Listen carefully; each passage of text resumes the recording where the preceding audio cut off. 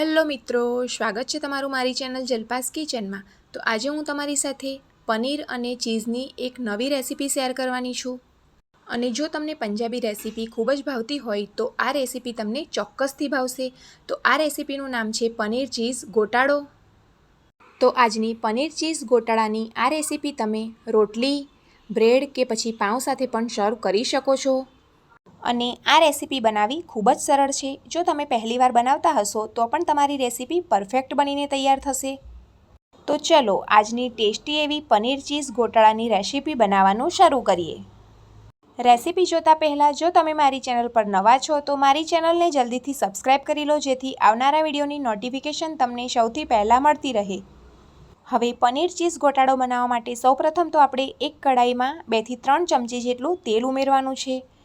તેલ એકદમ સરસ ગરમ થઈ જાય ત્યારબાદ તેમાં 1 ચમચી જેટલું જીરું ઉમેરીશું। જીરું ઉમેર્યા બાદ તેમાં આદું અને લસણની પેસ્ટ ઉમેરવાની છે। ત્યારબાદ ઝીણા સમારેલા લીલા મરચાં ઉમેરીશું। જો તમારે આ રેસીપી થોડી સ્પાઇસી બનાવવી હોય તો લીલા મરચાંની ક્વોન્ટિટી થોડી વધારે લેવાની।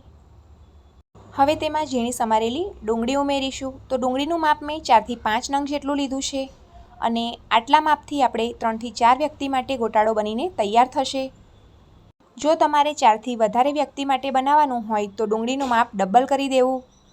હવે ડુંગળીને આપણે હલાવતા જઈ અને એકદમ સરસ એવી શેકી લેવાની છે। તો ડુંગળીનો કલર થોડો બ્રાઉન થાય ત્યાં સુધી તેને આ રીતે હલાવતા જઈ અને શેકી લઈશું।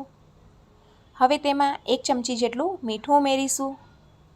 મીઠું ઉમેર્યા બાદ ફરીથી ડુંગળીને હલાવતા જઈ અને શેકી લેવાની છે। પનીર ચીઝ ગોટાળો તમે એક પણ વાર નથી બનાવ્યો તો એકવાર ચોક્કસથી બનાવજો, જે એટલો ટેસ્ટી બનીને તૈયાર થશે કે બધાને ખૂબ જ ભાવશે।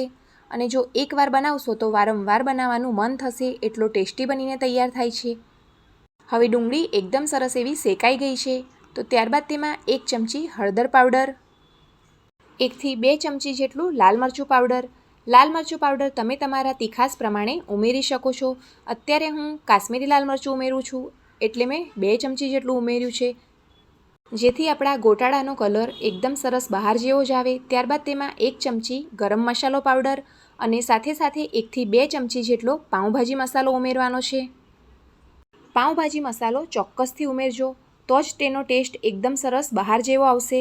હવે બધા જ મસાલાને એકદમ સરસ એવા શેકી લઈશું। મસાલાને એકદમ સરસ રીતે શેકી લીધા બાદ તેમાં ટોમેટો પ્યુરી ઉમેરવાની છે। તો 2 થી 3 નંગ જેટલા ટામેટાને આપણે મિક્સરમાં ક્રશ કરીને તેની પ્યુરી બનાવીને ઉમેરવાની છે।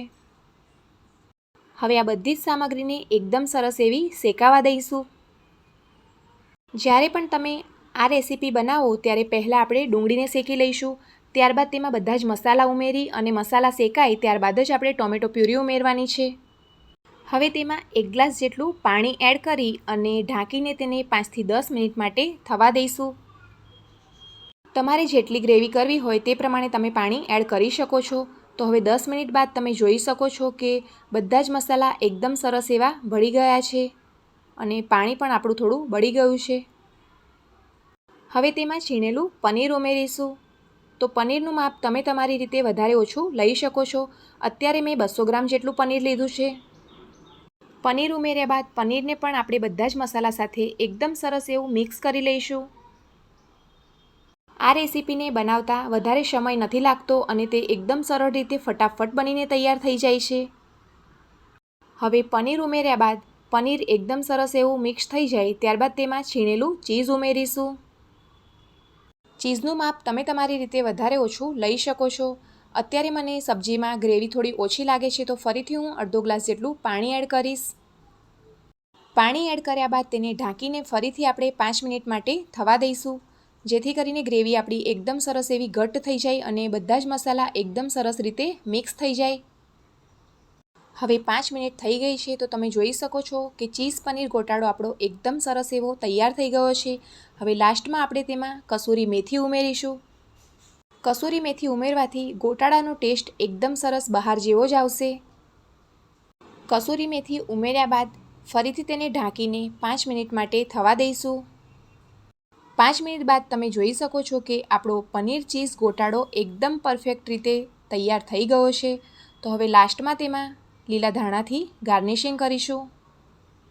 સુગંધ પણ એકદમ સરસ એવી આવવા લાગી છે. તો જોતાં જ ખાવાનું મન થઈ જાય તેવો પનીર ચીઝ ગોટાળો તૈયાર છે. તો ગરમા ગરમ પનીર ચીઝ ગોટાળાને આપણે સર્વ કરી લઈએ. તો આ પનીર ચીઝ ગોટાળાને તમે રોટલી, પાઉં કે પછી બ્રેડ સાથે પણ સર્વ કરી શકો છો. તો છે ને પનીર ચીઝ ગોટાળો ઘરે બનાવવાની એકદમ સરળ રીત. તો તમે પણ તમારા ઘરે ચોક્કસથી ટ્રાય કરજો અને મને કોમેન્ટમાં જણાવજો કે આજની આ રેસીપી તમને કેવી લાગી. સર્વ કર્યા બાદ લાસ્ટમાં તેને છીણેલા ચીઝથી ગાર્નિશિંગ કરીશું. જો તમને મારી આજની આ રેસીપીનો વિડીયો પસંદ આવ્યો હોય તો મારા વિડીયોને લાઇક કરો, ચેનલને સબસ્ક્રાઈબ કરો અને વિડીયોને બને તેટલું ફેમિલી અને ફ્રેન્ડ્સના ગ્રુપમાં શેર કરો. તો ફરી મળીશું આવી જ એક અલગ રેસીપીના વિડીયો સાથે. ત્યાં સુધી આવજો.